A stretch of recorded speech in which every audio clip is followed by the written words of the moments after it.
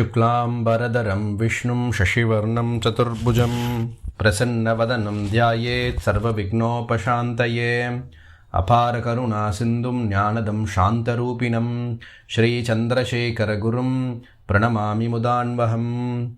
Hindu Dharma Part 5, The Vedas, Chapter 20, The Capacity to Work and the Capacity to Protect.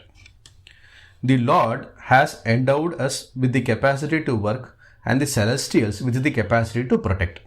There is a similar division of functions in this world also. The field and the factory are associated with labor. The police station, the lockout and other offices that have the function of protection.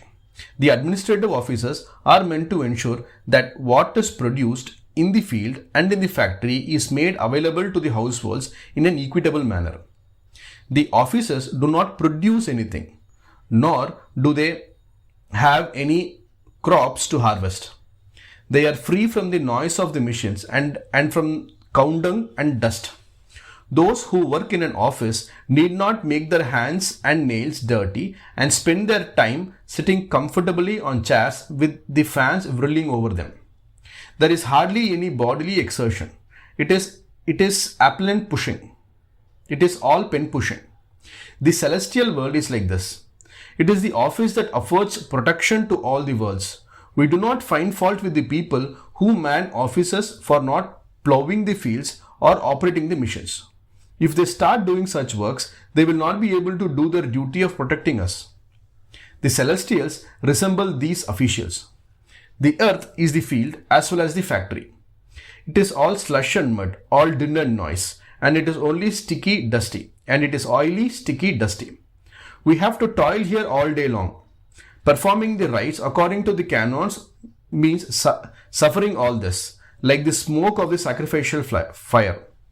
Exhaustion due to fasting, indeed, you have to sweat through the elaborate rites. The Lord does not regard the celestials as belonging to a higher plane, nor does he think that we mortals belong to a lower plane. The peasant and the factory worker produce food and other articles.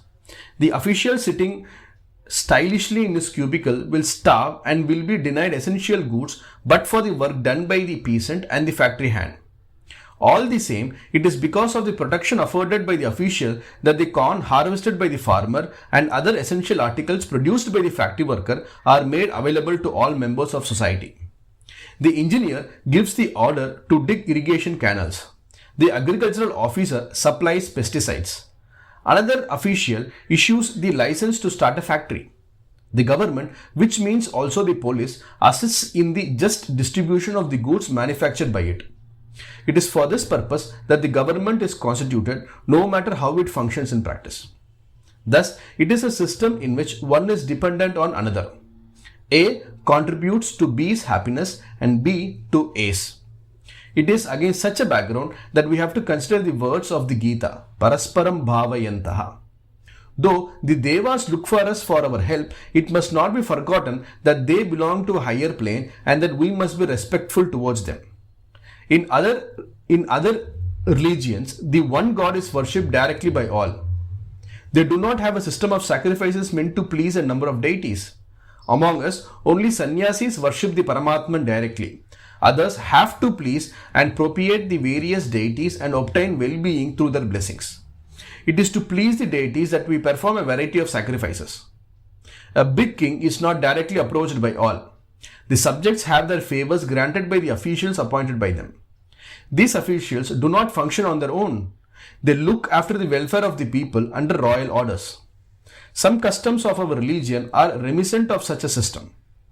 Parameshwara is the supreme king emperor. We human beings are his subjects. Varuna, Agni, Vayu and such celestials are his officials.